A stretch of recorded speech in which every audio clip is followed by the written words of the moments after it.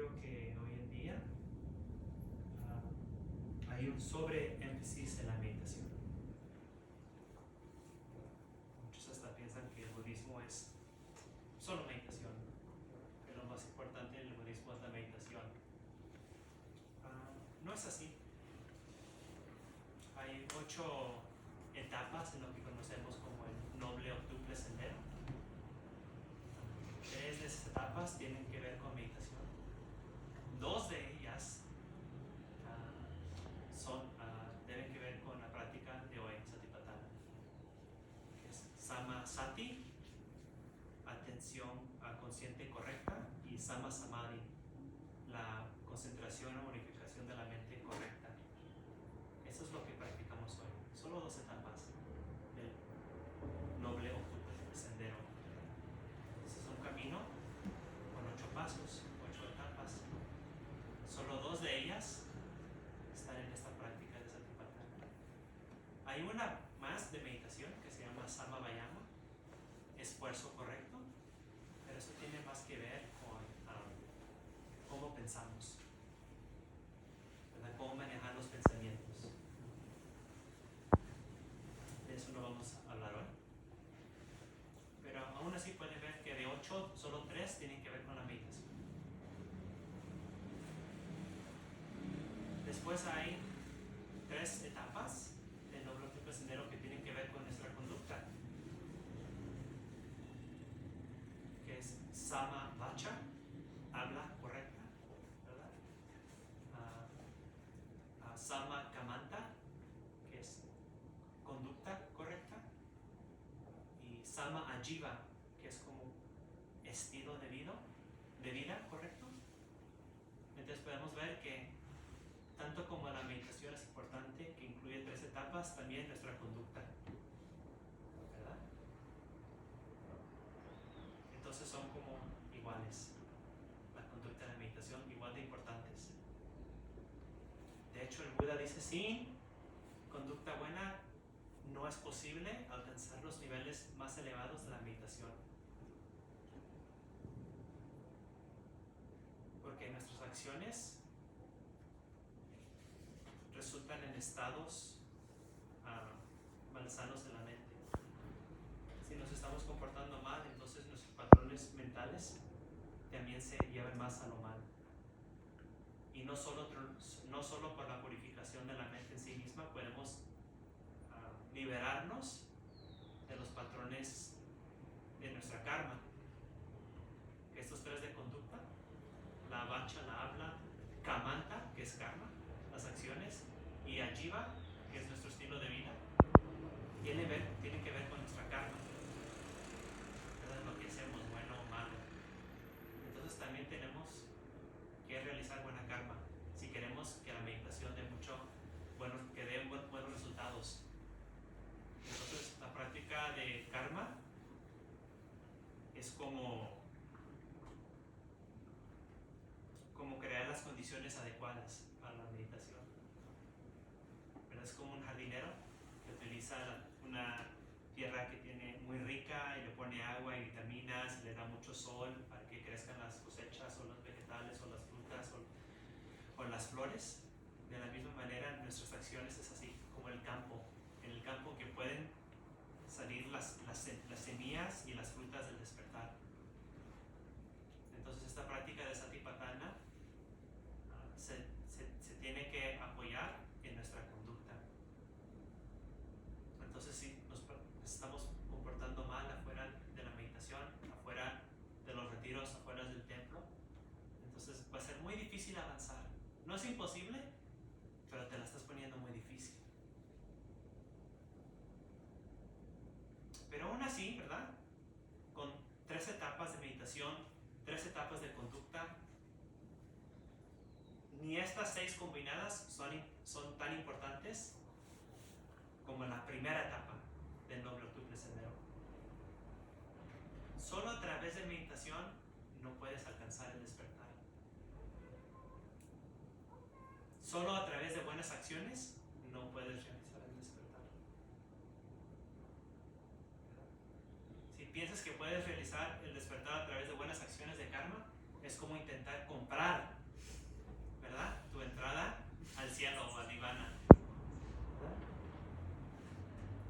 En uno de los maestros Zen hay una historia que había un estudiante que quería alcanzar el despertar muy rápido y se fue al bosque y se sentó en el bosque, estaba meditando abajo de un árbol y meditando y meditando, y el maestro ya llevaba días que no lo veía y lo fue a buscar y lo encontró ahí meditando y le dijo al estudiante: ¿qué haces?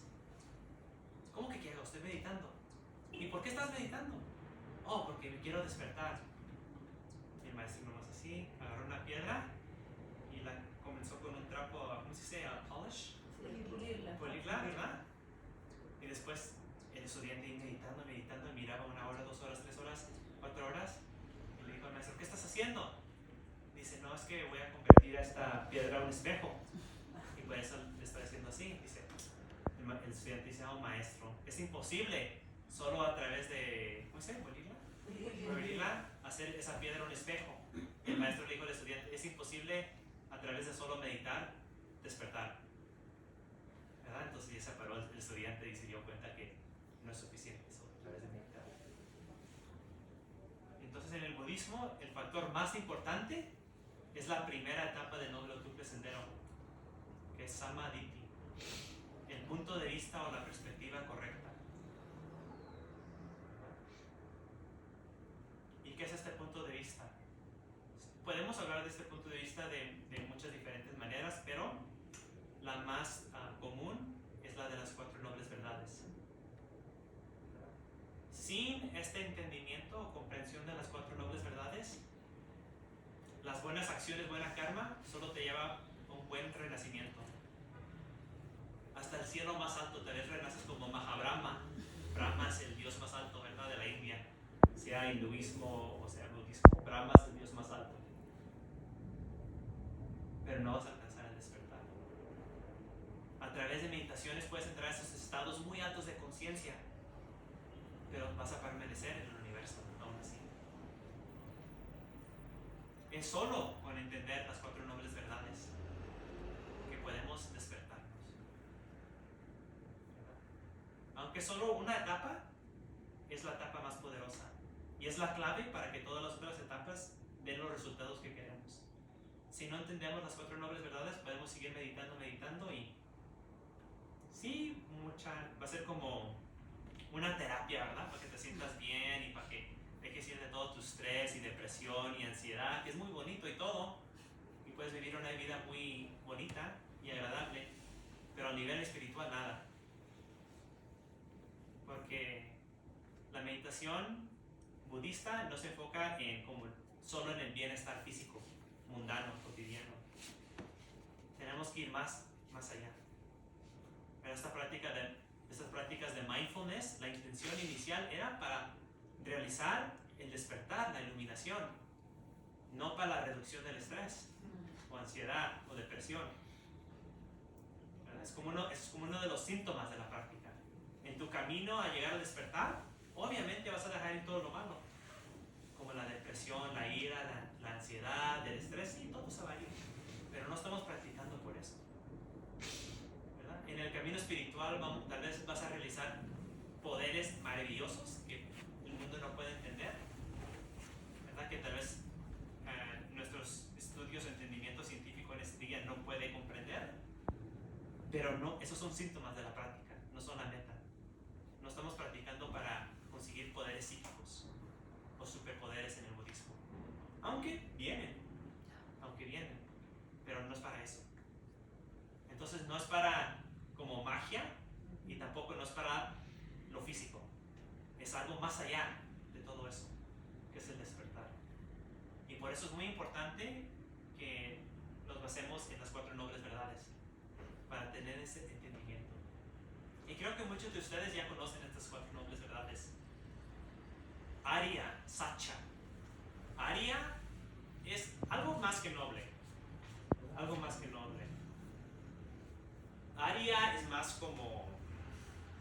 Cuando hablamos de los Aryas, estamos hablando de los iluminados, de los despiertos, ¿verdad? O como de los santos, podemos decirlo así, en nuestro lenguaje latino. Noble es más como amo, ama, el rey, ¿verdad? Algo así. Como élite. No estamos hablando de eso, ¿verdad? Estamos hablando de algo más allá. Aria, eso es Aria. Sacha es verdad, pero también es realidad. Entonces podemos entenderla como la realidad de los nobles, o la verdad de los nobles, o la realidad de los iluminados, o la verdad de los despiertos. ¿Qué conocen los despiertos? Conocen el sufrimiento. Lo conocen. Entonces no podemos negar el sufrimiento, no podemos huir del sufrimiento. Tenemos que hacer lo contrario. Típicamente cuando sufrimos queremos evitarlo, huimos de él, pero tenemos que penetrar el sufrimiento, dice Buda, penetrarlo.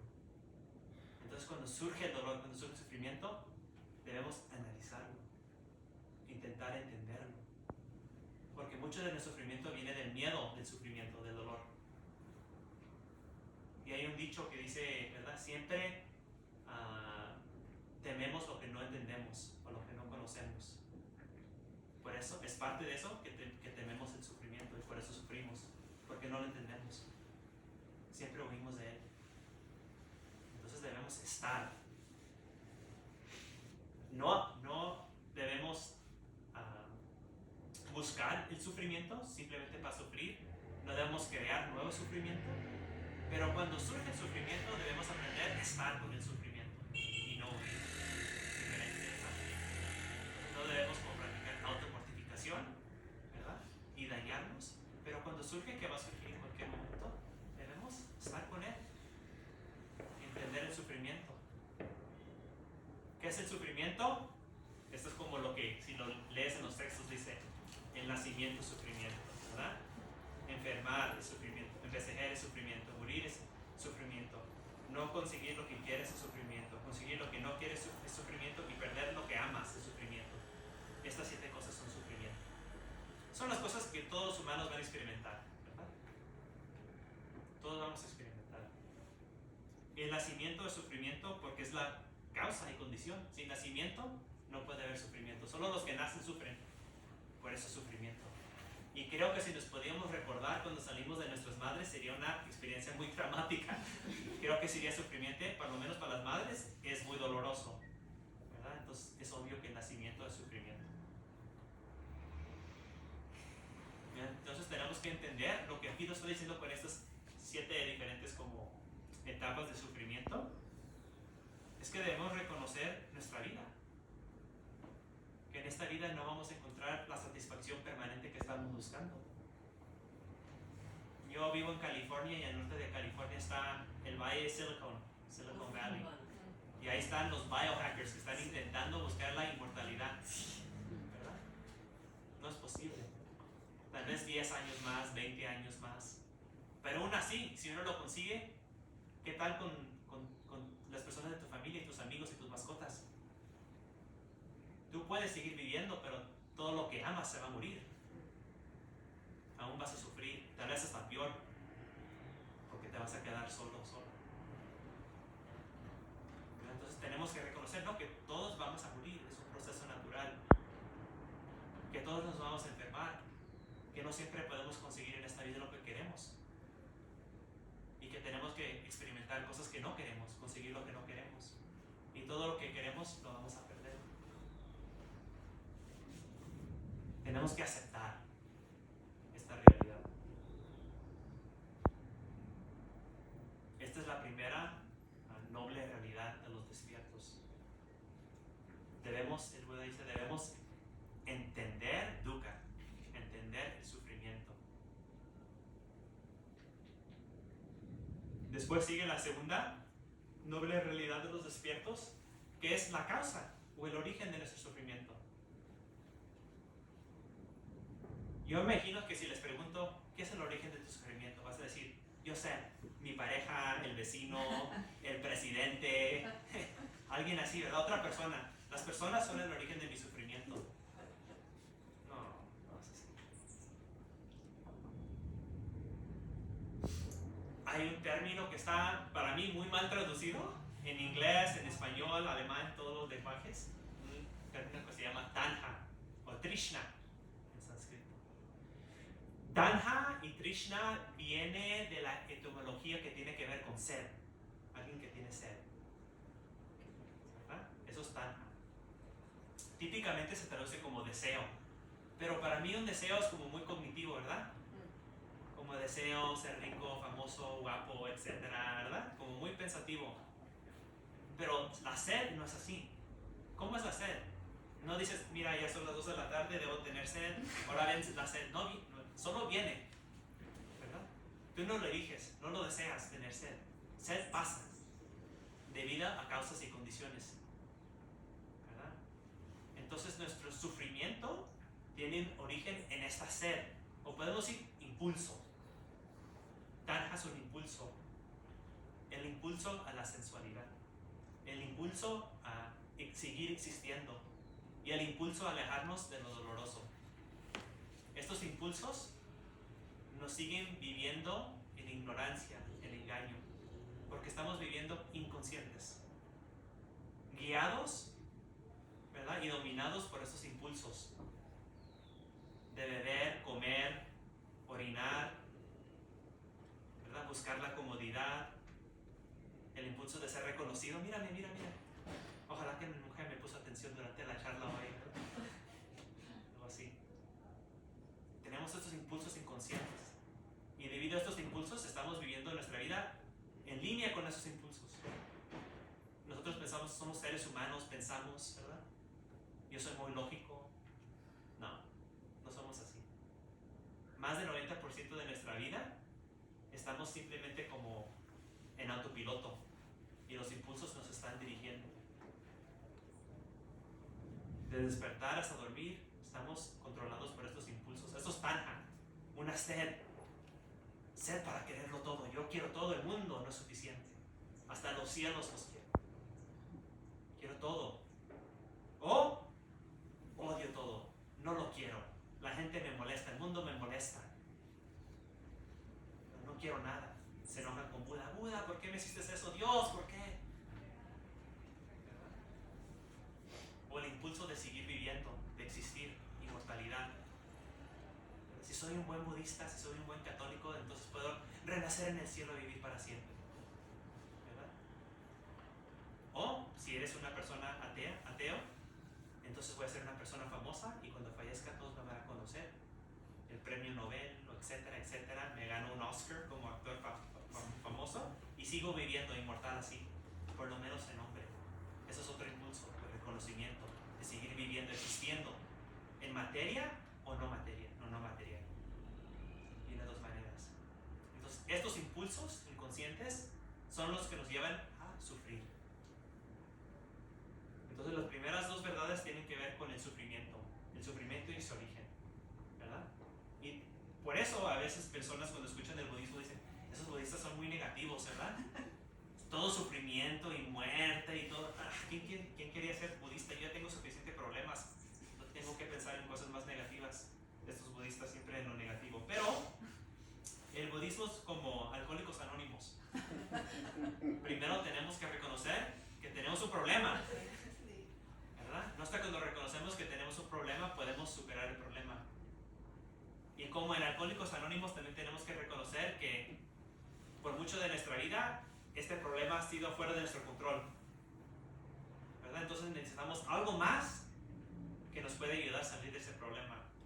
Y eso algo más es el Dharma, las enseñanzas, ¿verdad? Ese poder, ¿verdad? Es el Dharma.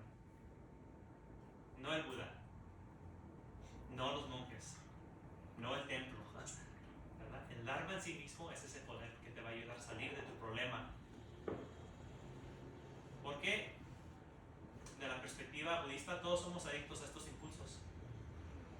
Tenemos esta adicción y tenemos que reconocer que somos adictos a los impulsos, a vivir inconscientes. Entonces ahí viene la tercera noble verdad de los despiertos. ¡Qué buenas noticias! La solución del sufrimiento, ¿verdad? No tienes que sufrir, la cesación del sufrimiento, el fin del sufrimiento, la eliminación de la causa del sufrimiento, que llamamos nirvana, ¿verdad? Entonces no budismo, ¿verdad?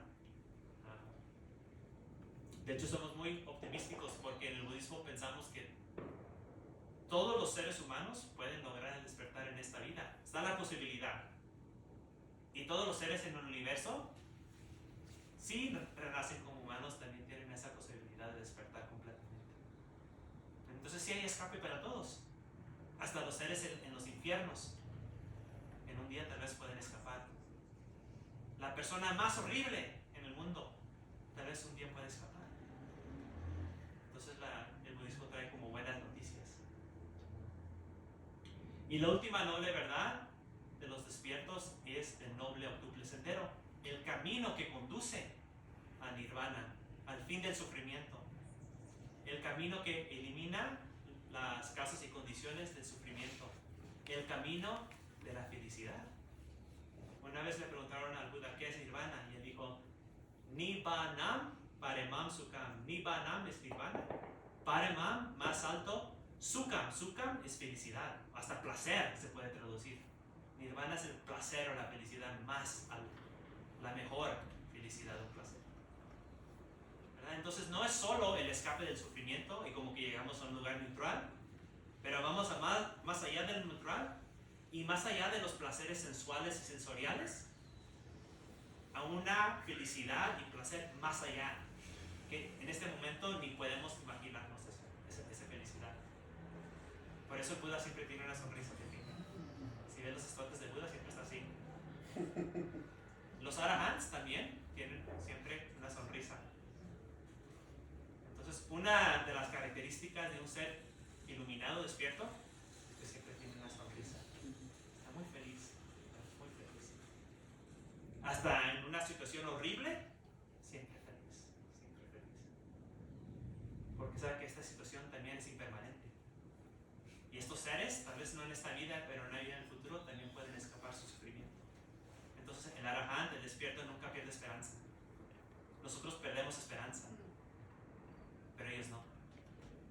Tú sí puedes, ellos creen en ti. Sí lo puedes lograr. Tal vez nos faltan millones de eones o vidas, pero en un día lo podemos lograr. Lo podemos lograr, ¿verdad? Entonces, es adentro de este contexto que practicamos la meditación, que practicamos satipatthana, porque satipatthana no es solo para ser más conscientes, para que podamos ser más productivos y ser mejor empleado y para ser mejor, no sé, artista, etcétera, etcétera. Bueno, eso está bien, no hay nada mal con eso, pero no es el propósito.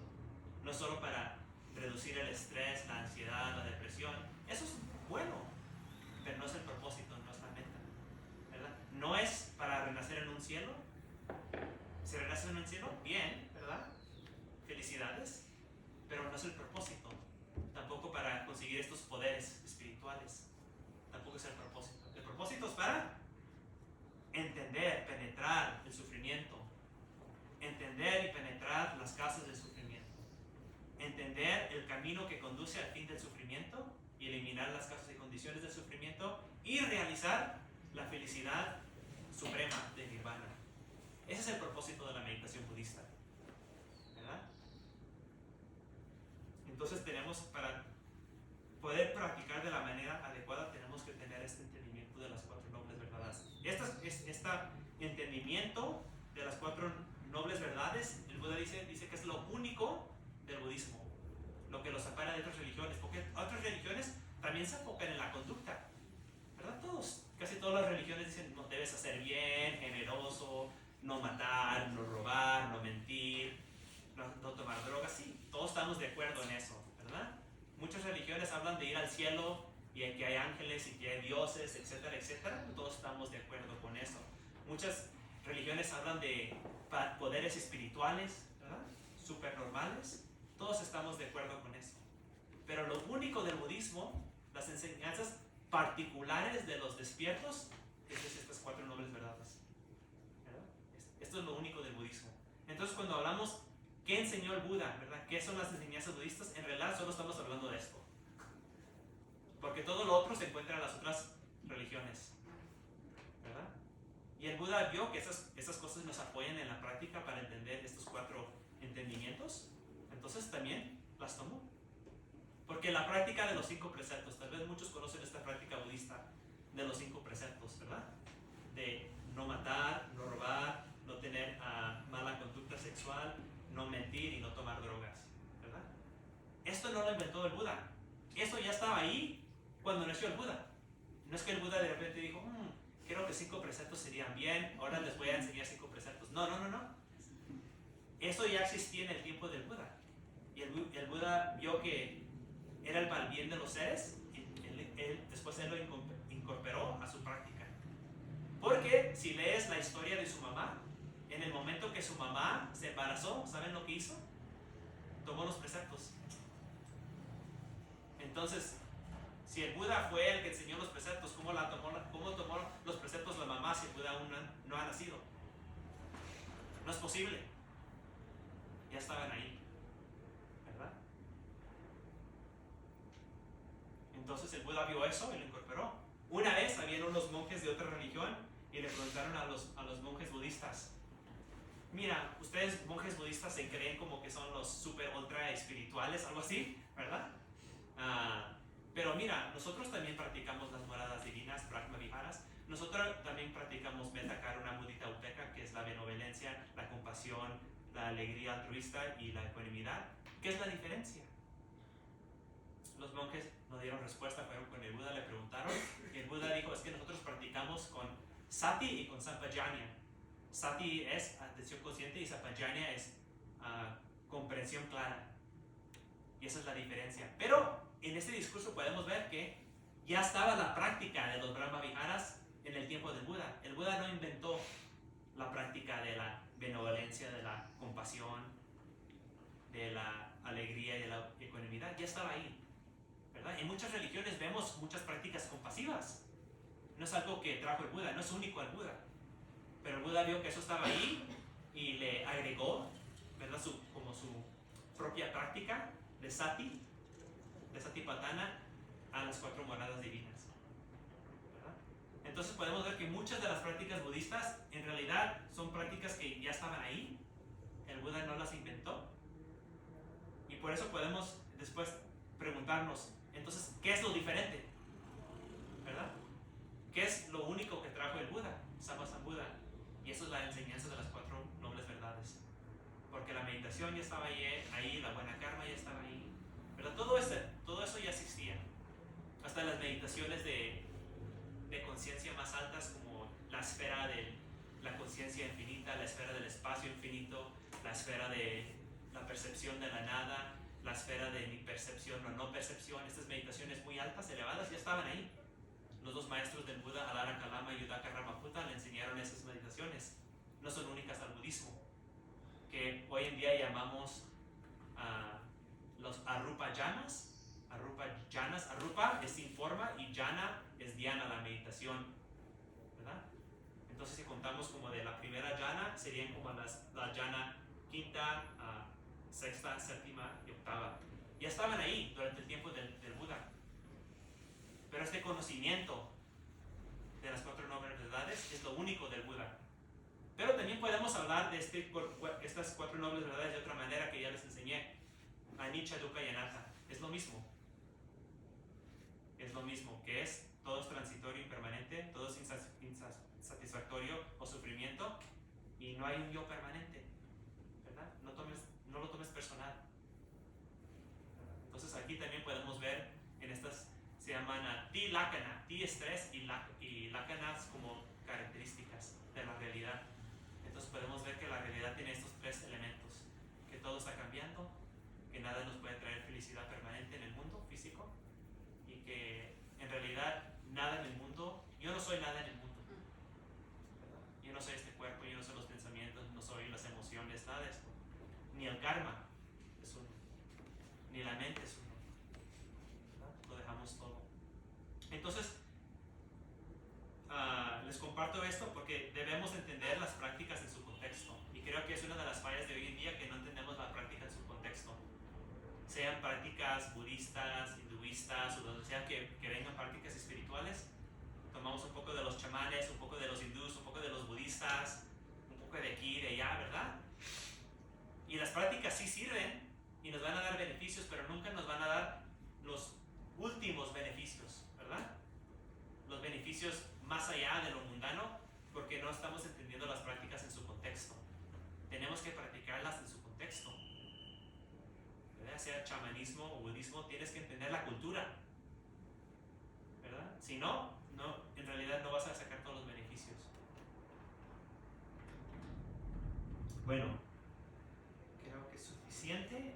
Ahora pueden hacer preguntas sobre Satipatthana, sobre las 4 nobles verdades, más sobre la meditación. Sí, atrás. La pregunta, creo que mencionaste 7 de los elementos del camino octuple, o fueron los 8. Oh, sí, faltó uno, ¿verdad? Sí. Es típicamente se traduce como pensamientos correctos, que es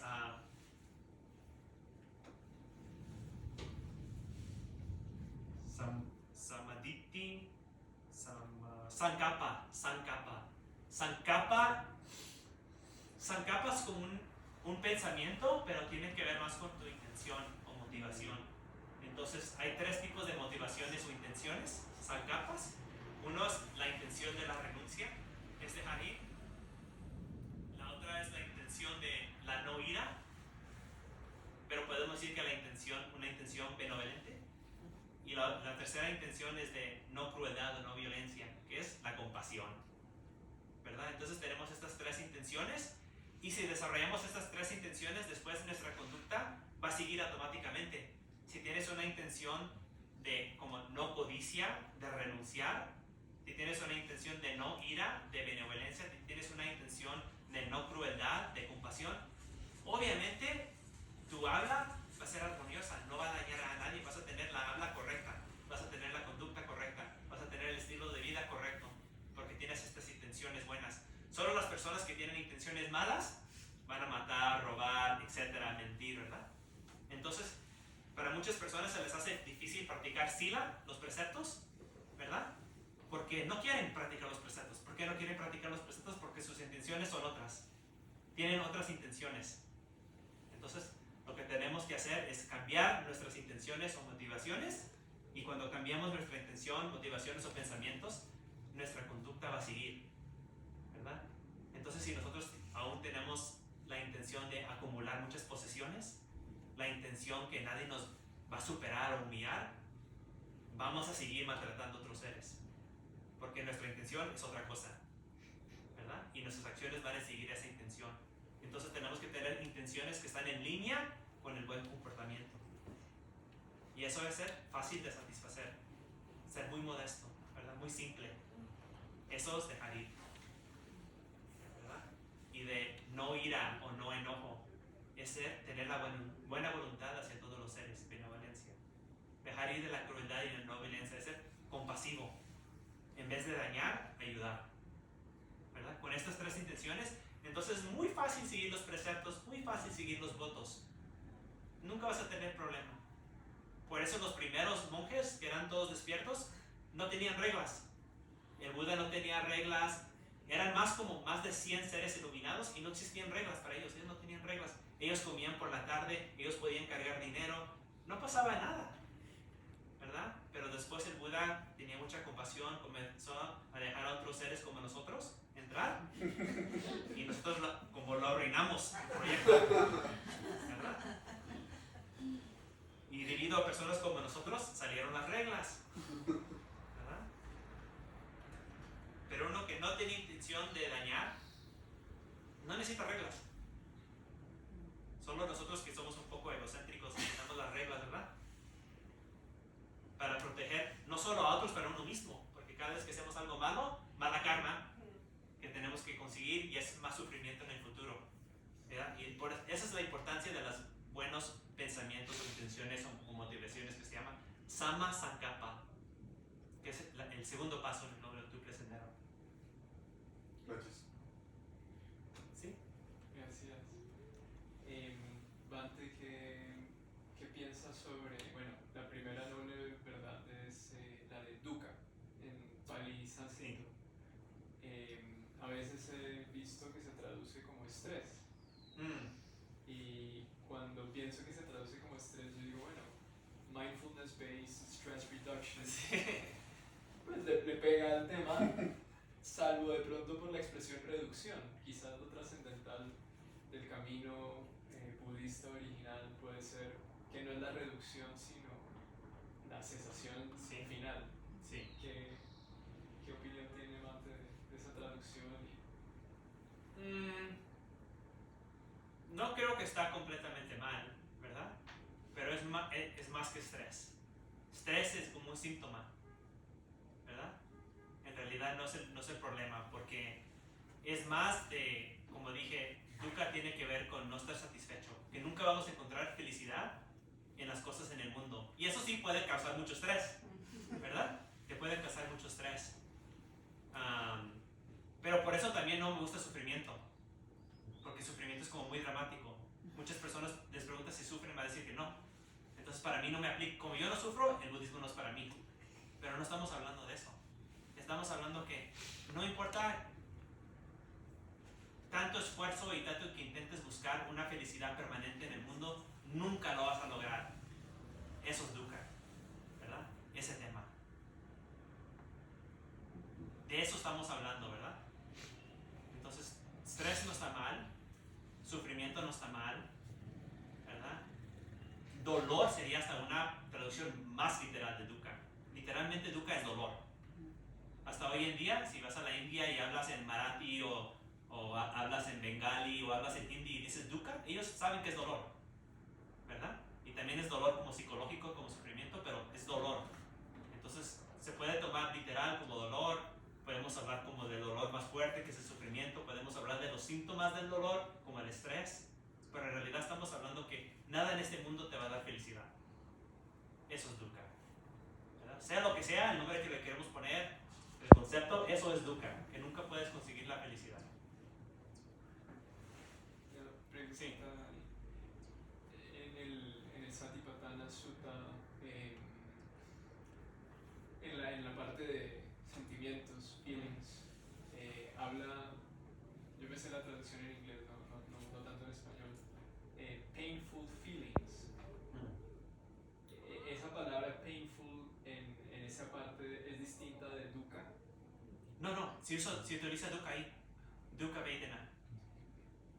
Entonces hay dukkha vedana, sukha vedana, adukha más sukha vedana. Dukkha vedana es la sensación de sentimiento doloroso, ¿verdad? Sukha vedana es la sensación placentera, ¿verdad? Y adukha más sukha vedana, que no es dukkha ni sukha, es neutral, ¿verdad? No es dolorosa ni placentera, es neutral. Entonces esos son los tres vedanas: dukkha vedana, sukha vedana, adukha más sukha vedana.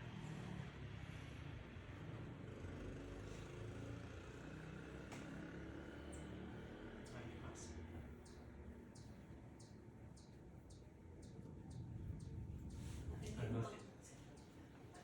No, hágale. ¿En dónde podría uno estudiar más ese contexto de cuando nace del budismo en India? ¿Dónde se podría revisar eso? Para estudiar?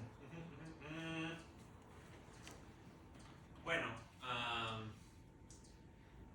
solo viene un libro muy académico a mente. Pero lo bueno que el título es muy simple. Theravada Buddhism.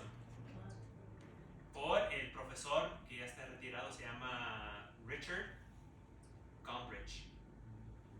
Y más que mitad del mundo te comparte el contexto brahmanismo de la India en ese tiempo. Sí, eso.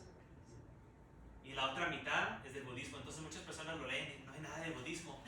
Tienes que leer casi como 100 páginas para entender lo que estaba pasando en la India en ese tiempo y después entra el budismo.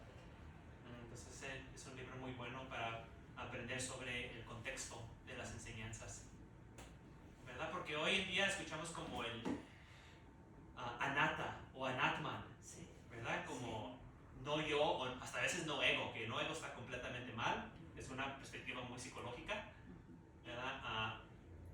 Anatta tiene que ver más como que no alma o no espíritu, porque el Buda estaba en el contexto en que los brahmanes estaban hablando de un alma, de un atman que era inmortal, que no se podía, nunca iba a morir, siempre era feliz, siempre era alegre, que era como parte del universo, ¿verdad? Que iba a regresar con Dios, tienen un concepto así como de alma muy fuerte.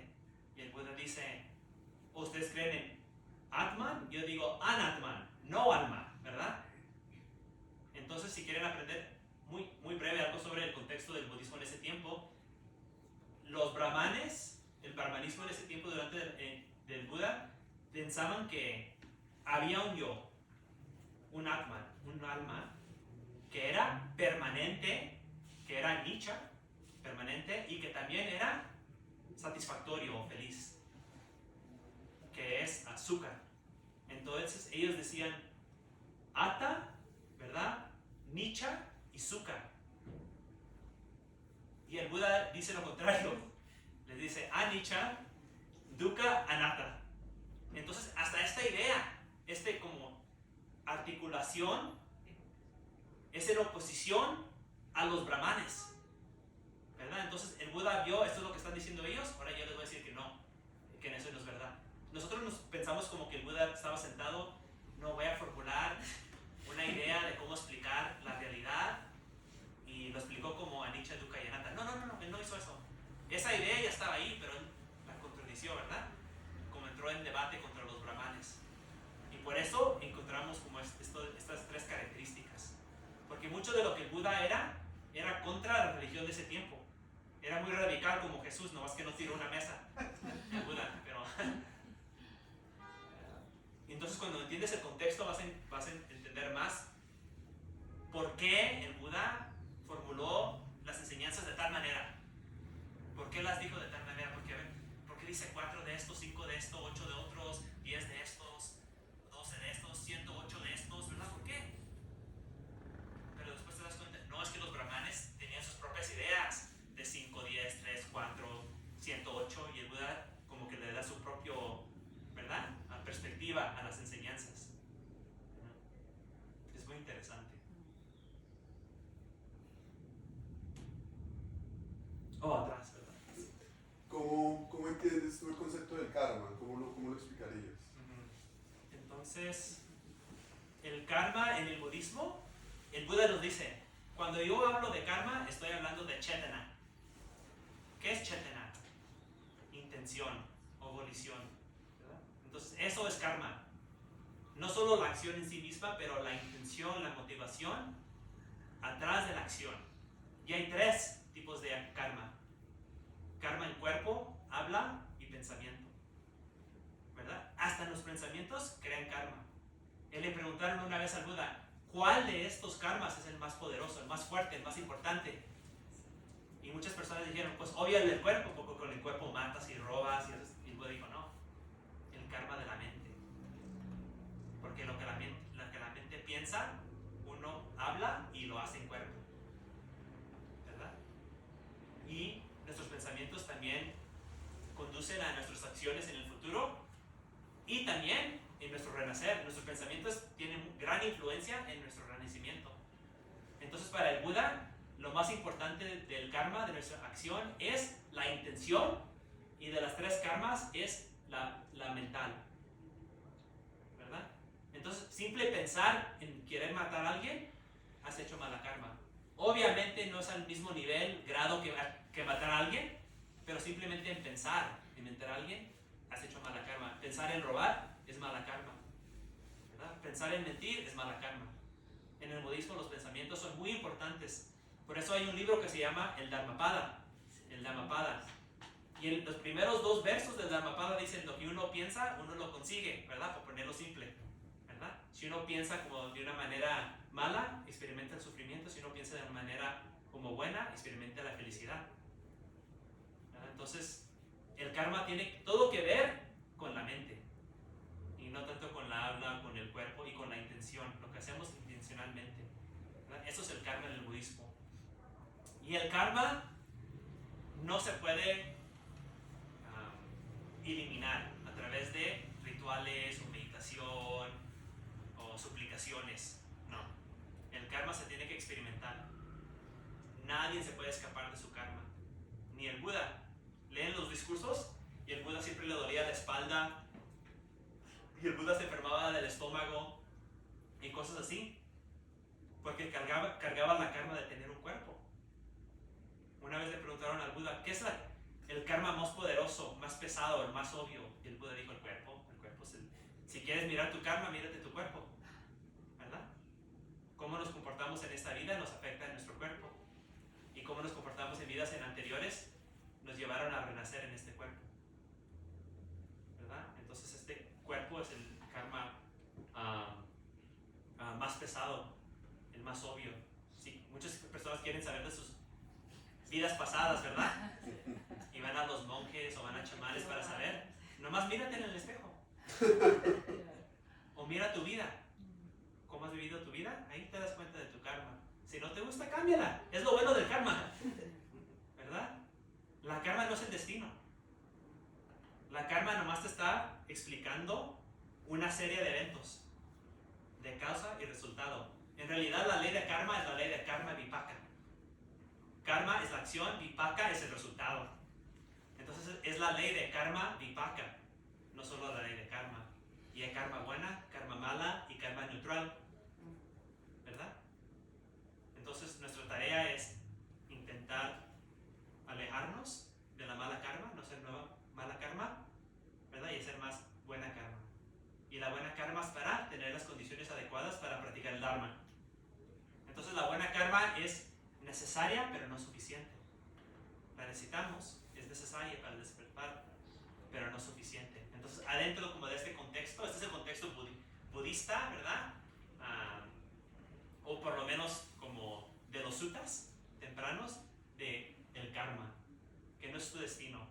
Karma simplemente son tus acciones y ver cómo es la serie de eventos que han pasado a través del universo y cómo llegamos aquí para poder cambiar el futuro, ¿verdad? Ese es el poder del karma. Ahora que entiendes este principio de causa y efecto, resultado, causa y efecto, resultado, puedes intervenir y cambiar tu futuro para un futuro como un buen renacimiento o hasta alcanzar el despertar nirvana.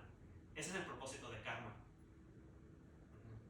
no para riquezas, cosas así. Gracias. Y el concepto de karma colectivo. No se encuentra. No se encuentra en el trabajo. No. No se encuentra. Pero sí se encuentra como este impulso o deseo para estar con otros seres que conoces.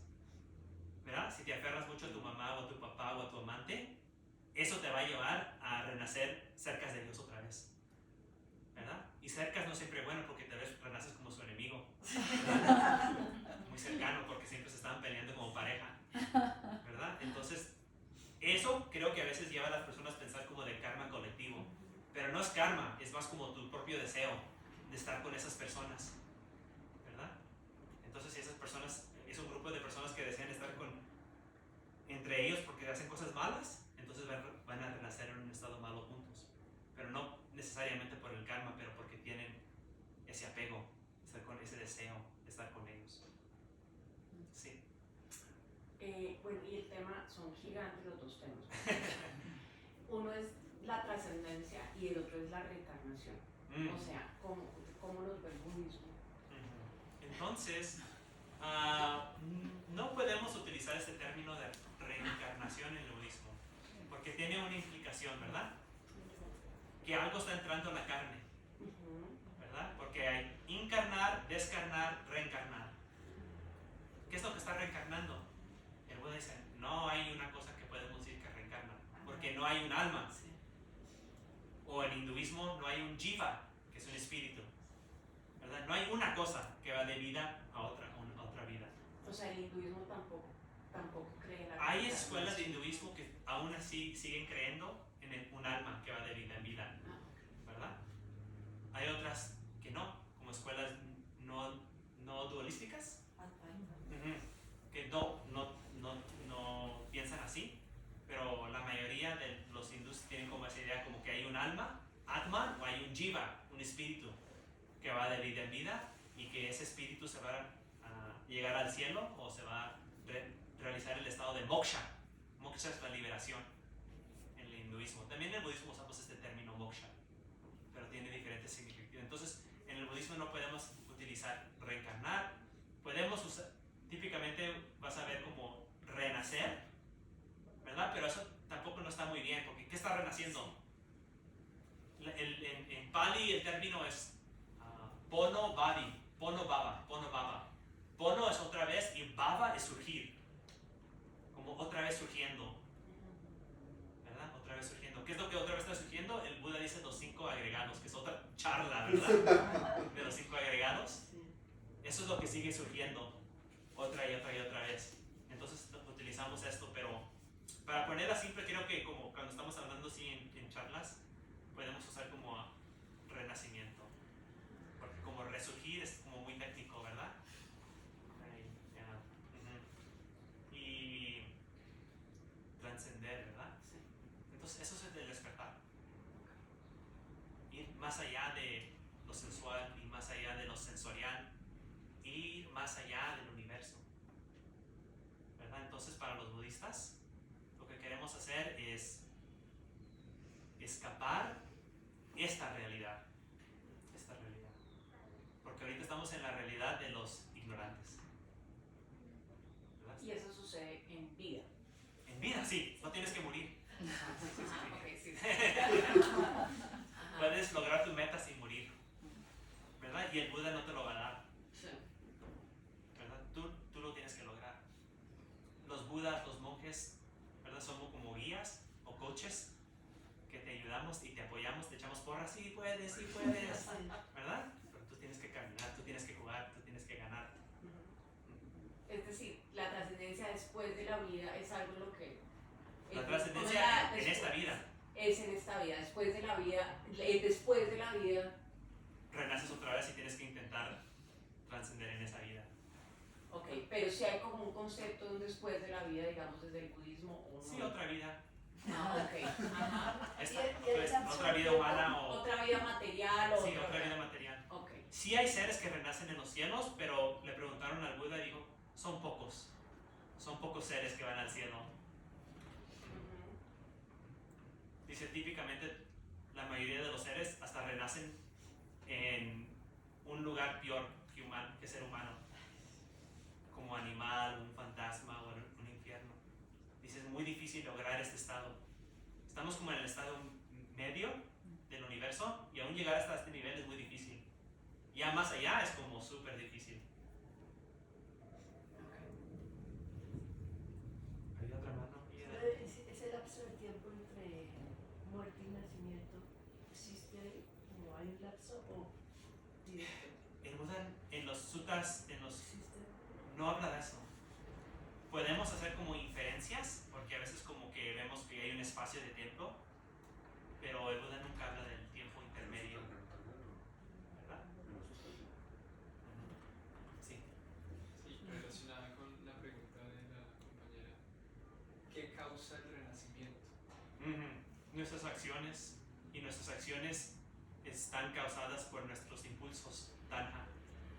Entonces tanha nos lleva a actuar de tal manera y nuestras acciones nos llevan a experimentar los resultados de esas acciones, que es renacer otra vez. Y renacer en un lugar bueno si hacemos buenas acciones y renacer en un lugar malo si hacemos malas acciones. Y nuestras acciones vienen de nuestros deseos o impulsos, de esta sed tanha.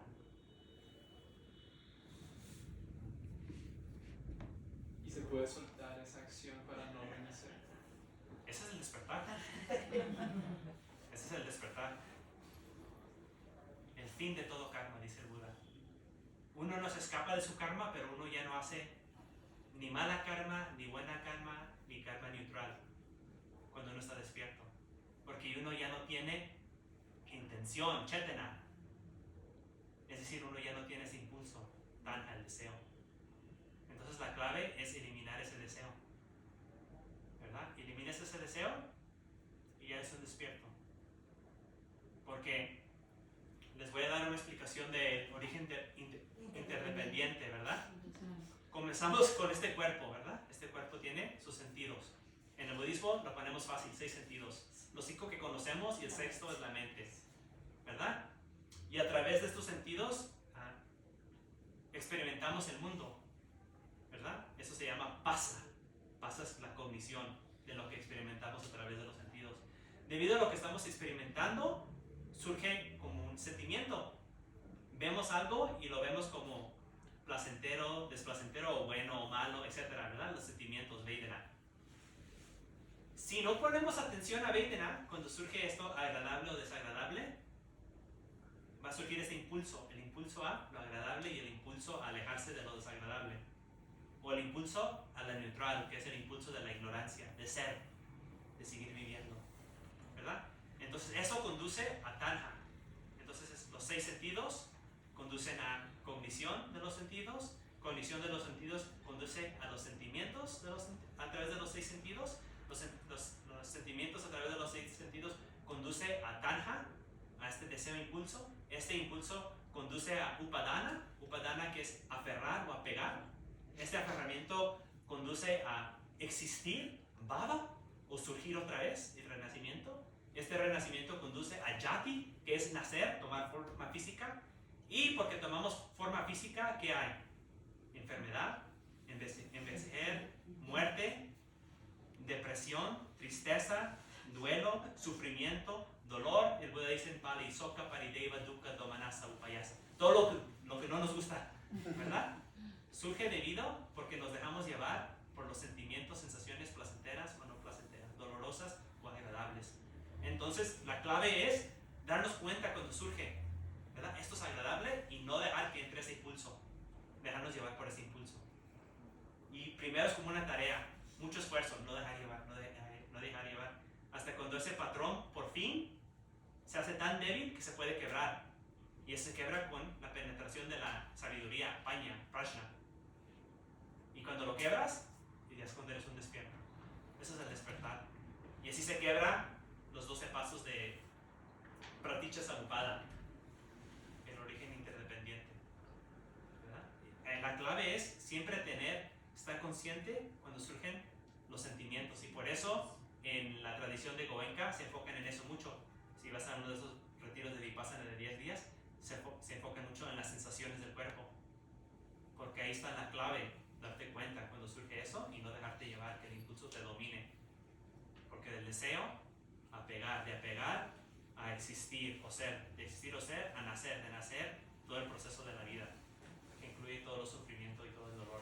Y otra vez, y hacerlo otra vez. Y comenzar con ignorancia.